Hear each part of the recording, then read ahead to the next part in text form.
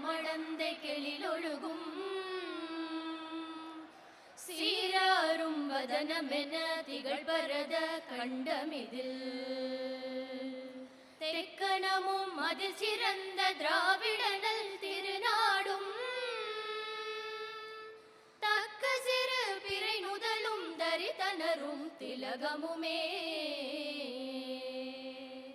அத்திலக வாசனை போல் அனைத்துலகும் இன்பமுற